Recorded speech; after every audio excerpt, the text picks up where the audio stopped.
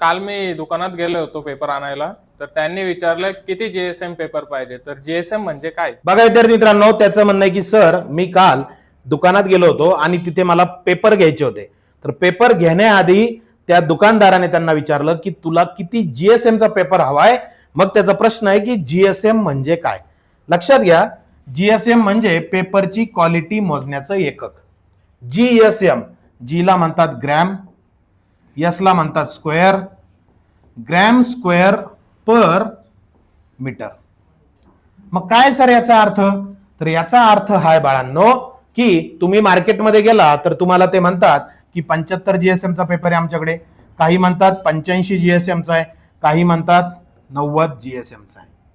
बरोबर, कोणतंही एक घ्या. समजा आपण 75 जीएसएम बाबत विचार करतोय, तर याचा अर्थ असा की 1 मीटर बाय 1 मीटर, म्हणजे तुम्ही 1 मीटर बाय 1 मीटरचा जर पेपर घेतला आणि तो काट्यावरती जर ठेवला ना, तर त्याचं वजन भरेल 75 ग्रॅम.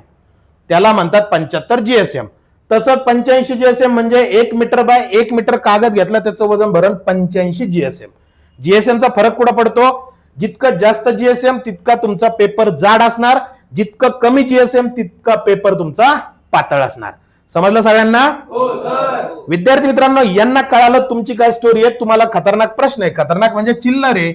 एक रिम म्हणजे किती कागद असतात ना, याचं उत्तर कमेंट करायचंय. चॅनलला फॉलो करा, शेअर करा. खूप खूप धन्यवाद.